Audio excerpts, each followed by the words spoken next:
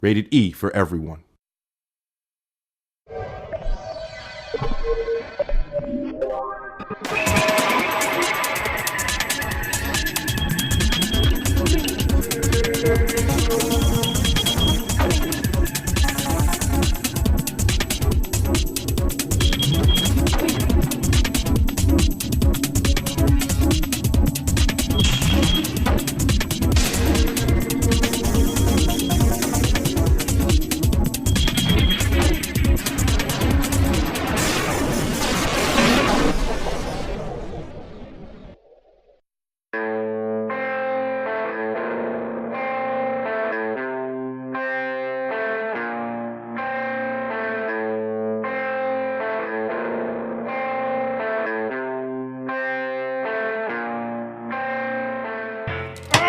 That's what was gonna happen, right? That's what we've been saying the whole time, right? You From the knew, very beginning. too, It's like you shake the 8-ball and look at it and go, oh, Europe's gonna leak the Halo 3 stuff. Like, I told Microsoft it's going to leak, you know, and I talked to Bungie, and I'm like, it's going to leak. And we Bungie, knew too. They were both like, yeah, I hope gonna... it, because we all had like the same concern. yeah, and Bungie said to me, they're like, yeah, we expect it to leak because everything that's gone to Europe has leaked. And it's like, well, so at least today, like I was kind of stunned, but I wasn't just outrightly like overly pissed off because I just like, well, yeah, I expected this. I knew this was going to happen. And they didn't get every single asset, luckily. Yeah, that you yeah. guys We got. have like some stuff that no one has, and then we know some stuff that no one has. Like Right. we can.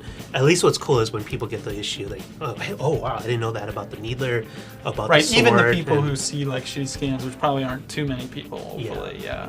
And then you got some work. You still got some work yeah, to do. I mean, when everything leaked this morning, there was an email that was like, okay, just go with everything. So like when the original leak happened, like the first thing we were told was like, prepare everything. And it's like, God, I have like 30,000 words to write, taking it like basically everything that we saw and everything that you guys cover and sort of looking at it from the nerdiest perspective possible. Like Crazy like Halo if guy you look perspective. at the Swedish thing on the 20 seconds of single player footage, it's like 3 sentences. Yeah. Like and we our actually first in our paragraph's magazine we don't talk 15. about it that. Hey, I don't wanna go to work today. Wanna stay home and play all my video games on the One Up Show.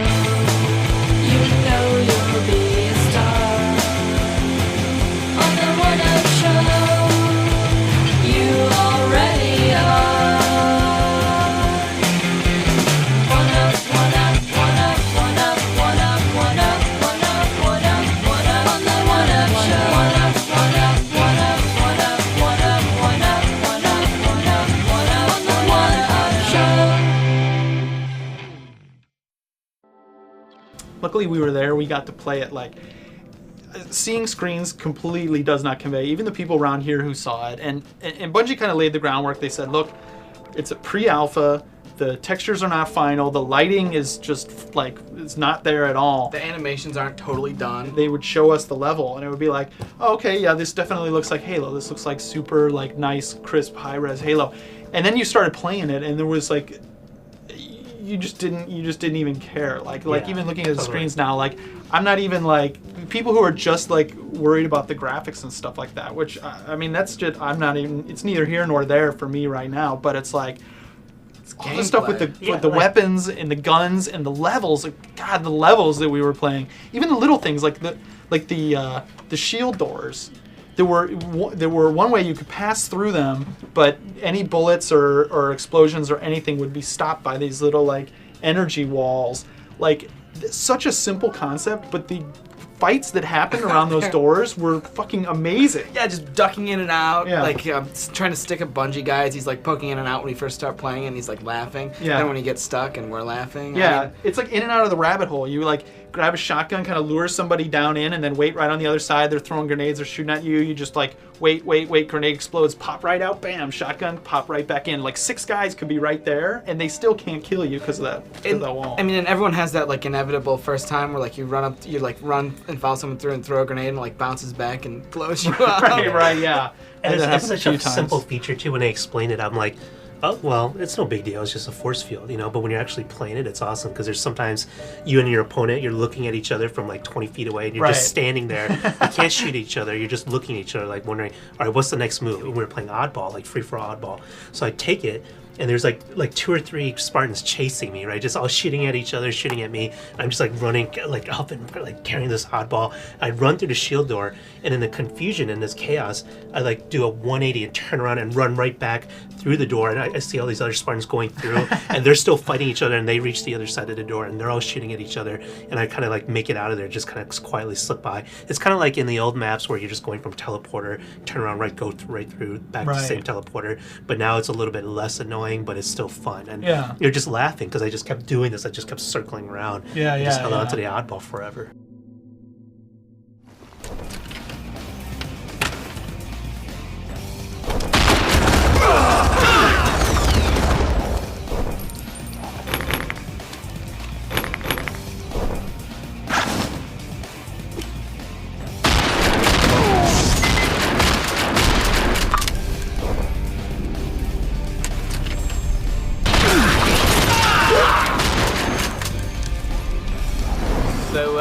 We just got done playing about 2 hours of Red Steel multiplayer.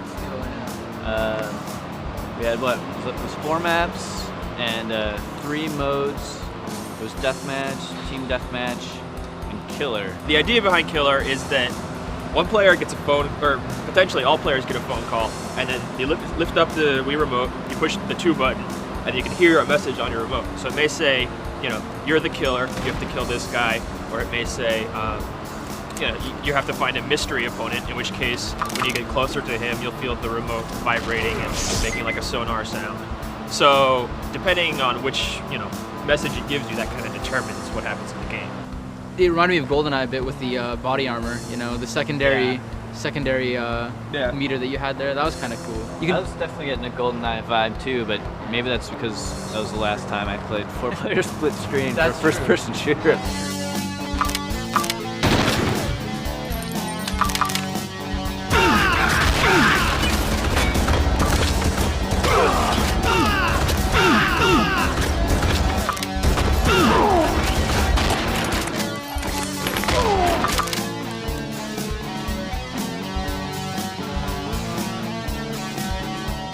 I'm a little worried about the aiming. It's still kind of, sometimes it would jump around for me. And like when you're zoomed in with the sniper rifle, that's not what you want to have happen. So in single player, you have this big screen, right? You have like the entire screen to yourself. And so when you're waving it around, it's a little jumpy. It's not that big of a deal. But when you have a box and divide that space by 4, and you have this little box where you're trying to aim to, it gets to be a lot more troublesome. I don't know, it didn't seem that different to me. Like single player and multiplayer seem pretty similar. I mean, obviously the single player has certain things that multiplayer doesn't, like mainly the zoom. So like in single player, you push the A and then you push your arm out and you can zoom your screen in to get a better angle, and then you have much more control of where you're shooting. That's not in multiplayer. But multiplayer does have that new kind of sword move. Yes. It's sort of like Halo inspired. Yeah, sort of like the energy sword from Halo, but not quite as super overpowered. Right. And everyone's got it. Yeah, everyone's got it at all times. It's like the little sword icon appears when you're close enough to a guy that you can use it, and then you just dash after him. But I mean, you're not invincible. Just like Halo, he can hit you before you get to him. Yeah, it's kind of cool in that you can be running around with a default pistol going up against someone with like a great weapon, like a shotgun or something. Yeah. And if you time the sword thing right, I mean, you're still going to be able to kill them. Yeah, if they don't have their sort of like a armor great on. equalizer. Yeah, you just do one of those, and then you can do like a pistol headshot, and they're gone. It's reminiscent of the Halo 1 pistol a lot, where if you hold down A and you give yourself a steadier aim, and you just let go a couple headshots, it'll drop the person in like a few hits, you know? And so it's kind of cool. It reminded me of that a bit.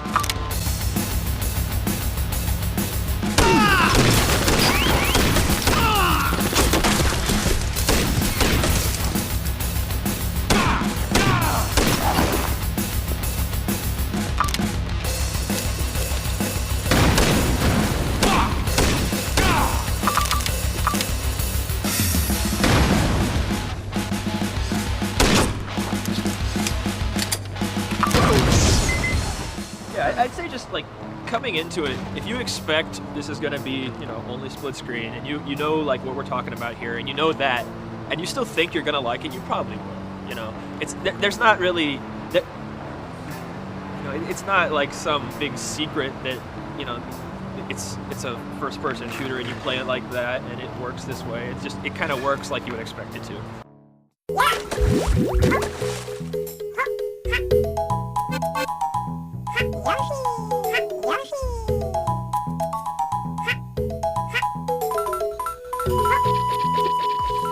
So haters, why do you hate good games so much? Well, all right. So we're talking about Yoshi's Island 2 here. It's actually called Yoshi's Island DS. They changed that's because it's not worthy of the two. Maybe that was the first problem. It the is first indication that this might not be as good as the It first. means it's Yoshi's Island with dual screens, because it's really pretty much exactly the same game. No, it's not. With some babies. Yoshi Story, bad Yoshi game. Yoshi's, what was it, gravitational game? What was it even called? Topsy-turvy. Topsy-turvy, bad game. Yoshi's Island, Bad game by the people who made Yoshi's Island DS. that's true. This is by R2 the same people, but Yoshi's Island DS is a good game, and it's a real sequel. It takes the ideas of Yoshi's Island and expands on them. There's new gameplay features. It's not the same levels. It's a real sequel.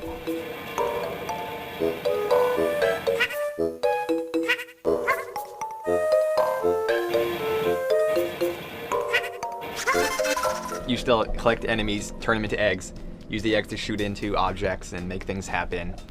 And it's this typical side-scroller progression, except with the dual screens.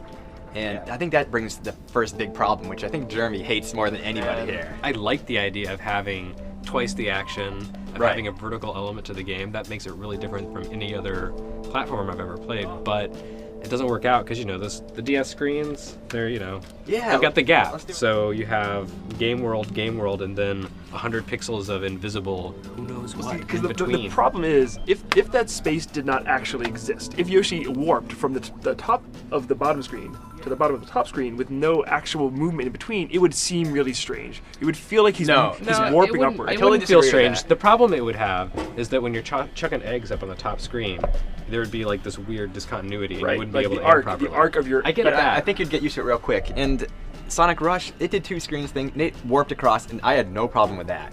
Those hidden stars that you shoot for bonuses, they get trapped in that screen. It was almost like they're perfectly placed. that's the only time- many you might times. as well like not be able to control your jumps or something. No, Jesus. the only time it bothered me is when something I needed, like a hidden star or something I'm trying to shoot, Or an enemy actually who's coming down a vine at you. actually ends up in that spot. But simply jumping or looking up, you can see what is up there. I mean, Except on the auto-scrolling stages, you can't control how you look up and down on the auto-scrolling stages.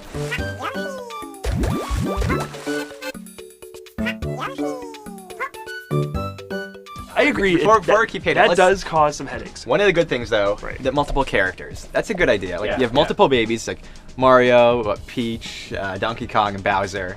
Wario, And Wario. And Wario. Each of them has a unique ability. Yeah, and they actually are different, and you do have to Yeah. switch between them to do different parts of the level. But one problem is it kind of holds your hand, and it's really obvious who you're supposed to be most of the time. Later in the game, you do change more. It But seems like most of the time it doesn't matter who you are. Like if you see a lot of vines, you have to be DK because he's the only one who can swing on vines. Yeah, if there's enough draft, you better It's use gonna be Peach. But like on the in between, you have no idea who to use, and like oftentimes I'd hit a point where I need somebody, like I didn't change because I had no indication who I should be using. the baby changing tactic, although it's not quite as strategic as you might expect because it does hold your hand and it's clear who you're supposed to be, it is cool and it does make the game feel different. It does innovate and evolve the formula.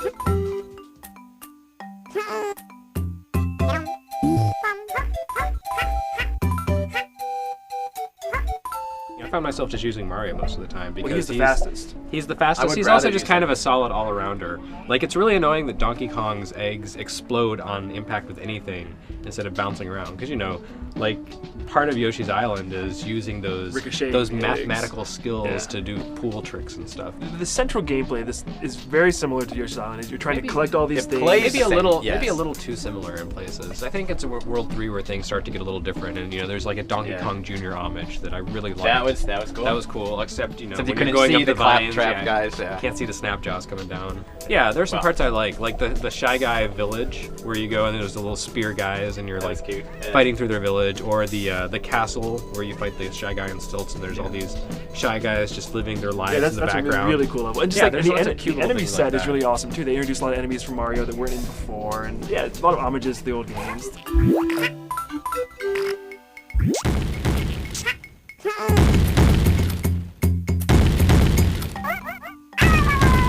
It's probably the hardest platformer I've played in years. boundaries. Well, here's the thing. It's not hard in a good way. It's hard because Oh, it is. Like most those late levels, it's more- are very difficult on purpose. It's more balanced than some games I've played this year. sometimes you just throw so many enemies. You have to land on like a 2-block platform.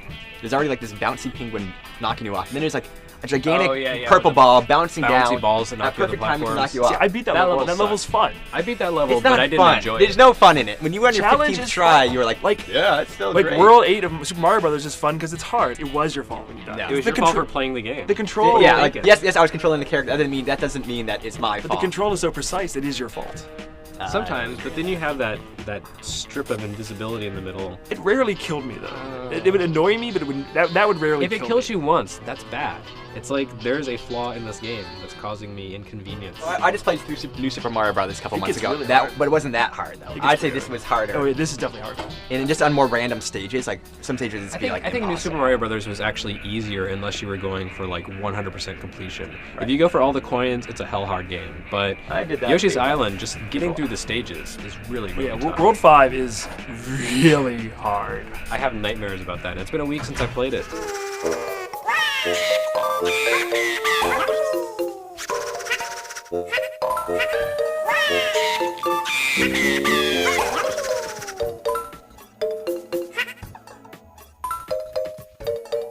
I mean, I would totally buy this game. I'd totally play it again. I'd recommend it to anybody who likes Yoshi's No, Island. it's not a bad game. Like, underneath, the kernel of the game is Yoshi's Island, which means it's built on the foundation of a brilliant game. But sometimes I kind of feel like it's, like ricing out a Ferrari. Like, you have something that's beautiful and perfect, so why do you need to add these weird little gimmicks to it that don't actually improve it and kind of make it worse? I think it is a Nintendo quality game. It has some like, annoying, like little niggling things that like get under your skin, like the space. But it's a beautiful game, fun to play, great control, creative levels. Okay, Control but is is it perfect. Control is on the spot same on. pedestal as Yoshi's Island 1? Is it as No, good as Yoshi's Island 1 is like a 9.5 or a 10. Okay. And this is not that, but Okay, it's so still it's not like the instant classic no, that those no, games but it is a very solid platformer. I think it's besides New Super Mario Brothers, the best platformer on DS. If I hadn't actually played the game myself, you would have just sold me right there.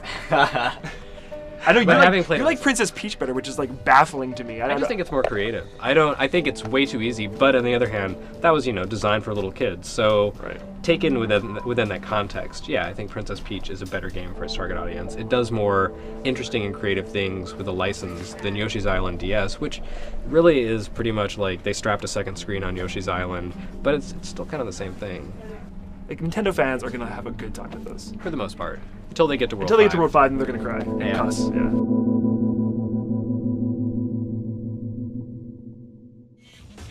Actually, come to think of it, He's kind of a bitch anyway. you were a dick the whole time we were playing Oddball. Like everyone else I was thought trying you to were kill the gonna say guy that. with the ball. Yeah, no, I was gonna say and that, you like- were just like gunning any single fuck person yeah. that walked in front of you. Oddball is a game called Team Slayer variant. Yeah. It's called kill everyone as they run after the guy with the But ball. you weren't gonna win Oddball playing. I that won way. kills. See, that's Who cares? why he It's gave like- up because he wasn't gonna win. That's so the that's only why- people who do that is they've given up. They can't Right. play it Don't right. you see the they don't know how to humor play in it. just Oddball became killing kill the sheep man as with they the run ball after? or Luke. Like it became like anybody else they ran past me, cool, you got free pass. Luke was like way over here in the corner of my eye. Ball guy, no, okay, Luke. Like I'm getting Luke.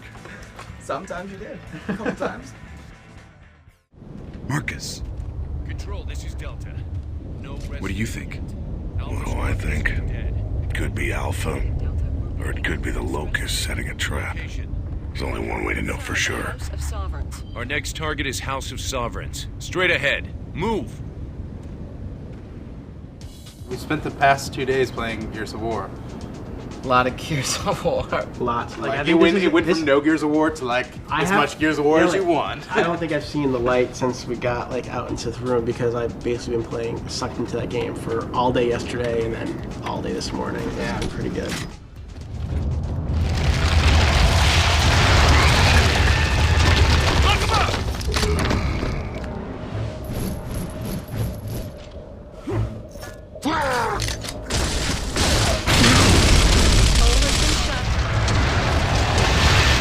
Played single player, which I would say early impressions are pretty darn good. Like any fears we had of the levels being the same, all looking the same and being boring are kind of have been alleviated now, I feel like. Yeah, well, I mean, one of the big concerns was like the color palette, and if it's all just going to be sort of like a rusted, burnt out, destroyed post-apocalyptic world, and it's definitely wasn't. It's not the case. No, there's a ton of stuff. There's a couple levels that they haven't really shown much of that. I don't even want to spoil them because they're really worth first time when you play the game, you're going to see them, you're going to be like, oh, that's pretty damn cool. So it's like, it's very different from what you've seen in a lot of screenshots and, from footage and stuff, and so it looks really awesome.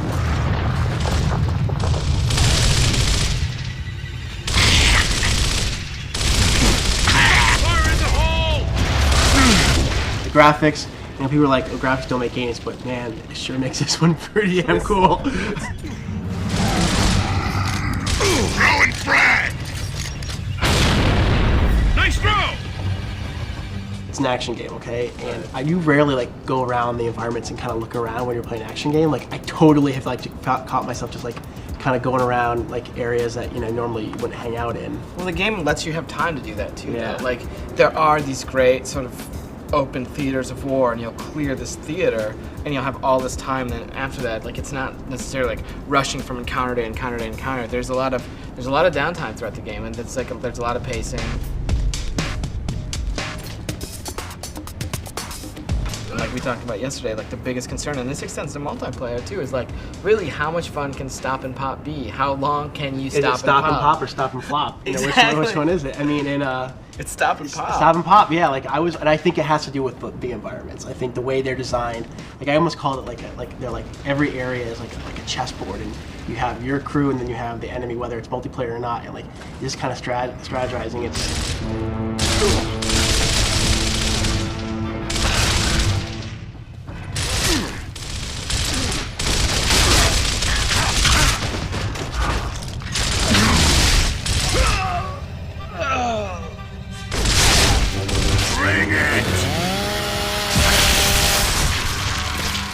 Even though the A button controls all of your movements, it's complex because there are a lot of different ways to use it. You can hold down A to do the roadie run. Once you get into cover, if you press left, you'll either roll off to the left if there's nothing there, or do a SWAT turn over to another piece of cover. So the controls, once you get them down, they give you a ton of options that you can use in the middle of combat. And even though it's kind of a little janky when you get up, when two characters kind of are right up close next to each other, usually if you pull out a shotgun, you can, clean up any of the messes. The shooting and the cover system and all it functions really well. And like I said in a preview, it does take some getting used to. It took probably a good hour of playing the game just constantly to get used to at this distance I'm gonna stick to cover. And I was talking, and Cliffy said today, if you roll into cover and you don't stick, if you hold A down, it'll redetect and it'll just stick you. Yeah. So if you so you don't keep it's rolling into those something. nuances. That's what makes a good game a great game. Is that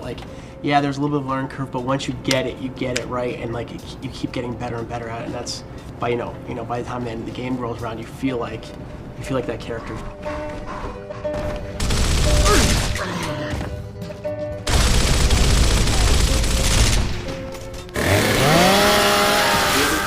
Be a problem that also helps in the up close encounters is that I found while playing multiplayer that pretty much all of the up close encounters, whether you like it or not, unless there's some sweet shotgun move that some guy pulls off, and with the chainsaw. So it really does pay to have that one weapon that has the chainsaw on it out, because if you're either going for the chainsaw or the guy you're running up against is going to pull it out on you and try to use it. The nice thing that you slowly figure out is hey, if I shoot that guy before he comes up to me, he can't use his chainsaw. There's you hold down a button to rev it up, and you can stop someone from using it by shooting them, and then they're basically unable to use it for the next 3 or 4 seconds. I think one thing we keep forgetting to talk about is active reload. Just reloading your weapon. It sounds I can't believe I'm making a big deal out of basically reloading your weapon, but it's kind of this mini game where if you you hit it at that sweet spot, kind of gives you extra power in those next couple shots. And a faster reload. A faster reload, and is where I never thought they could make reloading your weapon fun, and I seriously have sat there and shot a bunch of rounds and then tried to time it back, just see how many times I get in a row. And the thing is, I thought that active reload was going to be really sort of a janky. Yeah, I didn't really care, and And after seeing it at work in single player and seeing it at work in multiplayer, it's something where if someone's really good at it, they are going to be able to turn the tide in all kinds of situations, in both single and multi. Yeah. And that's pretty awesome to be able to like hit your active reload and just mow down like a dude in a half or something like that.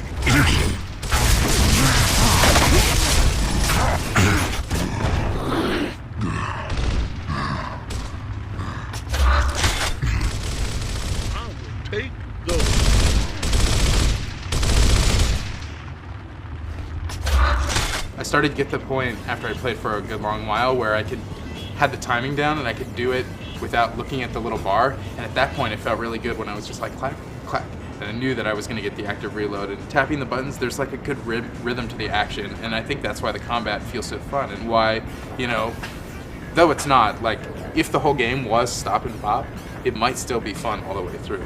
Once you get into that rhythm, your character will start to look like it looks when like Cliff's playing. Yeah, exactly. Like your character starts to look really cool. He's like moving through cover the right way. He's he's blind firing the right way. Everything's sort of coming together in your character, and you're creating the cinematic experience of the roadie run, which is totally just it's just for like shits and giggles and tricks, but like once all that comes together, like you are actually sort of playing this very cinematic, you're playing a role in this very cinematic experience by the way that you're navigating through the space, once you get it right.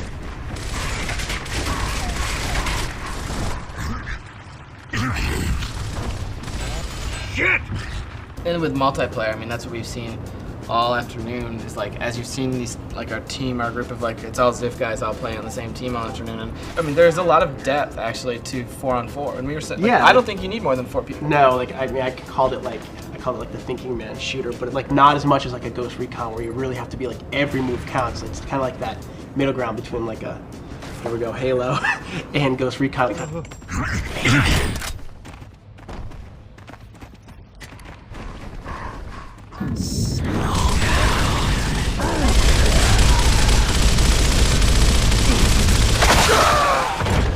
I didn't feel repetitive to me. Like it just that's one thing I was concerned about going to single player after playing some demos. Like, is that stop and pop gonna be stop and plop? And it never felt like repetitive. I think it had a lot to do with the environments and the fact that the basic gameplay that like the Halo guy says, the 30 seconds of gameplay that you have to get right are right in this game, and because that works, like the rest of the game is pretty fun. And I think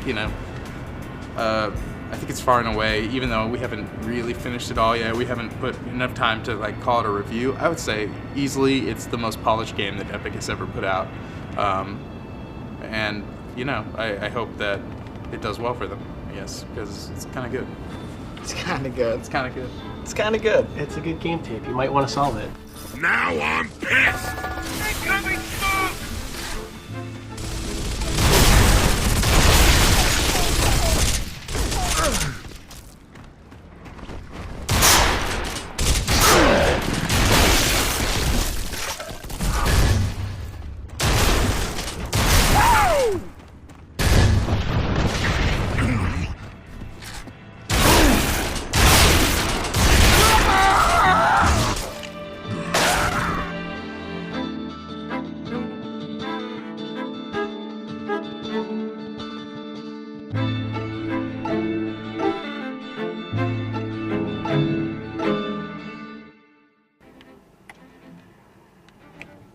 Chainsaw that dude, man. Pistol was out.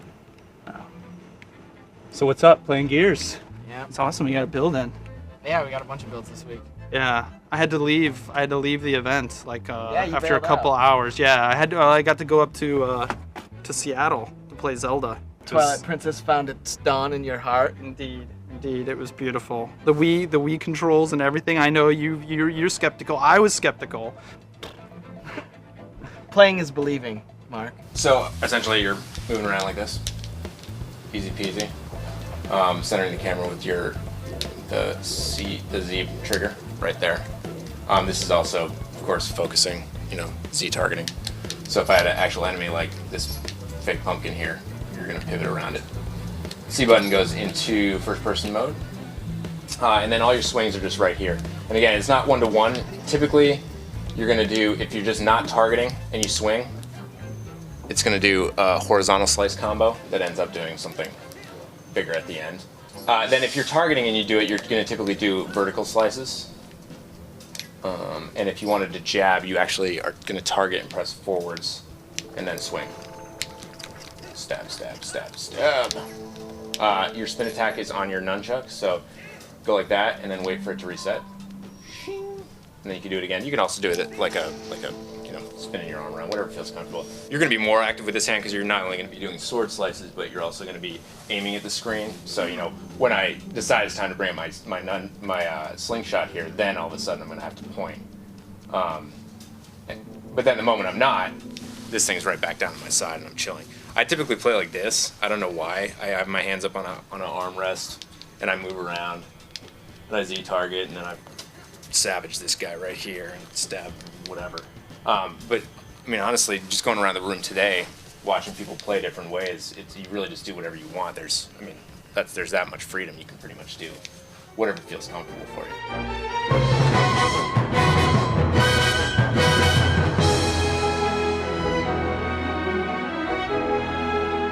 Not only is it already, as you guys probably have noticed, pretty precise just right off the bat, but if you feel at any point in your own setup, depending on the size of your TV or your living room setup, that you're not shooting exactly where you're pointing at, there are a number of sensitivity options that you can adjust right off the bat in the options menu that optimizes it basically so that the Wii's not automatically going to assume that you have a 65-inch television in your house. So if you do, you're going to take a couple steps to make sure that it really feels natural too. I'm not pointing at the sensor bar, I'm pointing at my TV. There's a lot of buttons on this controller and there's a lot of different functions. Do you feel like that maybe is kind of running counter to the super intuitive positioning that Nintendo's going for? Well, not necessarily, because part of Nintendo's strategy the whole time has been obviously, we want market expansion games like we've done on the DS with Nintendogs and Brain Age, and that sort of thing. But at the same time, we still put out, a game like New Super Mario Brothers, which is really classic old school style gaming that doesn't really take advantage of the touchscreen, or even to a certain extent stuff like Star Fox. It's a lot more involved in terms of what you're doing with the controls. So not everything on the DS is totally touch generations, and I think we can expect the same thing with the Wii, where with Zelda obviously is a game that's geared towards the hardcore. Obviously we want everybody who played Ocarina of Time to get out and play this game, because if you like that game, you're going to be blown away by this one. So, did you actually get to do anything beyond the first village? Did you get to run around? Because the world's supposed to be huge. No, it's massive. We got to play 5 or 6 hours, but the feeling of scratching the surface, and there was so many side things.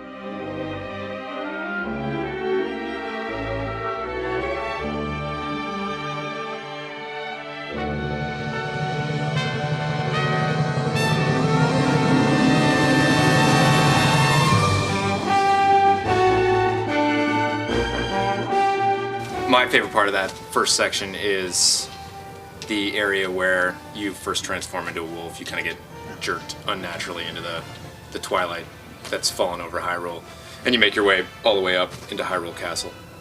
That first meeting with Zelda, where she sort of describes the fall of Hyrule, and how she basically had to voluntarily abdicate the throne to whoever this king of the Twilight is.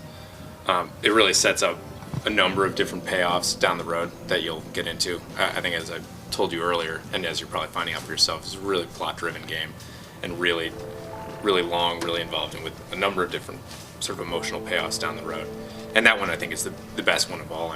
Zelda's a really tragic figure in this game. There's a little bit slightly more subtle element to the beginning of this game that I find really appealing, which is the fact that one of the items you get at the beginning, number one, you get a lot more items at the beginning of this game than you do at any other Zelda game, especially prior to the first dungeon. And if you look at those, for me as a longtime Zelda fan, I really appreciate the fact that one of the first things you get is the wooden sword, which was the first thing you got in the original Legend of Zelda. And then one of the next thing kind of on the list is there's the slingshot, of course, which was essentially the first item you got in the first dungeon in Ocarina of Time. And then you also get the lantern, which was the first item you got in A Link to the Past. And for me, just kind of, I don't know, I just latch onto that, and I'm those are 3 of my favorite Zelda games of all time, and to have kind of that subtle homage at the very beginning of this game, where you're taking kind of the best element, kind of these very early elements of some of the best games, and immediately giving them to the player. For people who are longtime Zelda fans, I think that's kind of a nice little gift for them. Hey-ya! Hey-ya!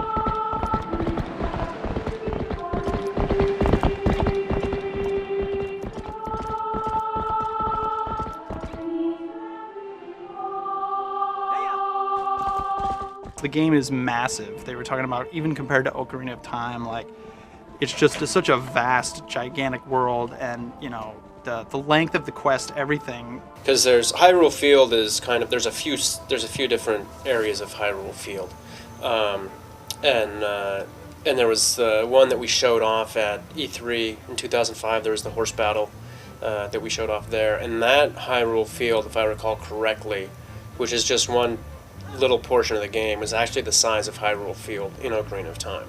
Hyrule Field itself, I would say, is probably at least 5 times that. I mean, it's just big. And that's just the field. I mean, beyond that, you've got all the other areas.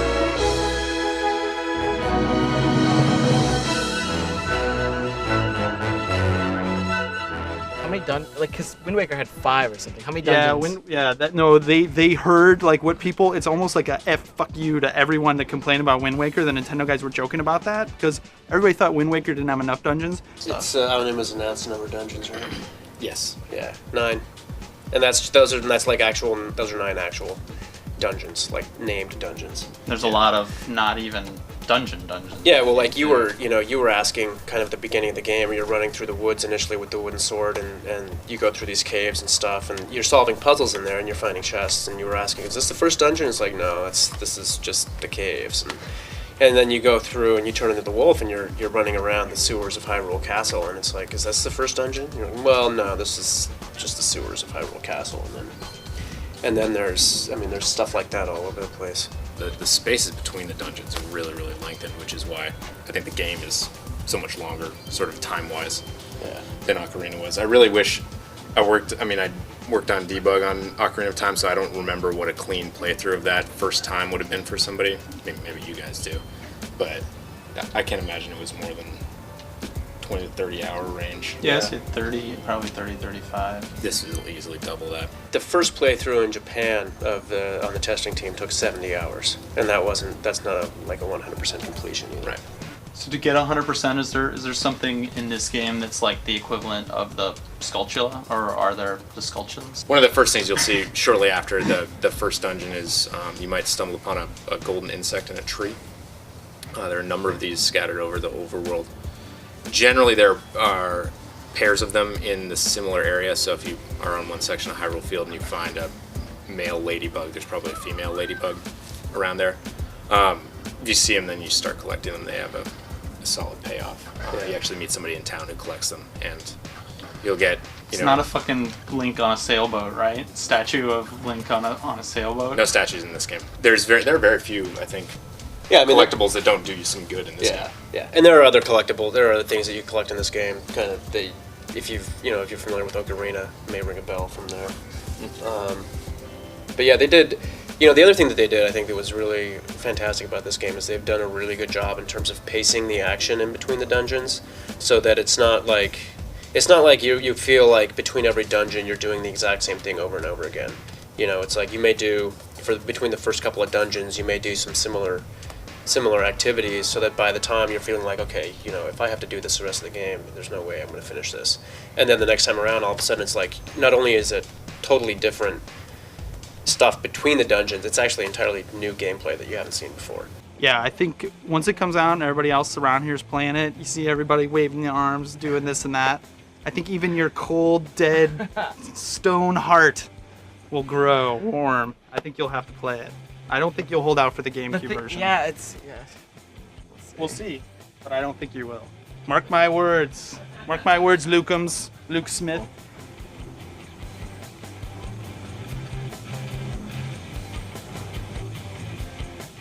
God, I hate fanboys. Yeah, it's something else that's kind of like something from the old maps, like Colossus, that big energy lift. Now they have the man cannons, where it's like, yeah, teleporter is not quite as much fun. You can't see somebody doing it. You can't hear them really doing it from far across the map. It kind of takes you out of the experience. Now it's going to be much more these like launch pads that shoot you across the game. Not really anything new. Like they've been in Quake 3, they've been in all sorts of multiplayer games, but like the level that used that, what was the name of that? Valhalla, yeah, which was a huge level. Awesome level. It was great how it worked out too, because I mean it makes, right now it's maybe a placeholder sound, but it makes that same sound the energy lift does, and that wah, wah, wah, wah, wah, wah.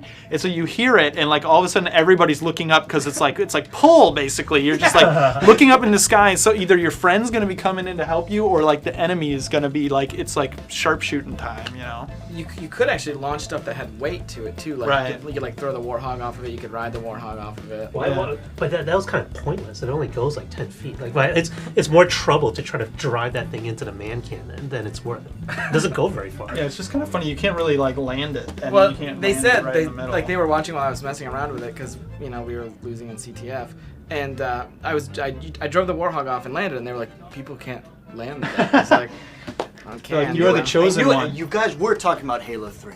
Lying to me. What? I mean, come yeah, on. I mean everyone's talking about Halo 3. Yeah. Is that guy? Is he Swedish?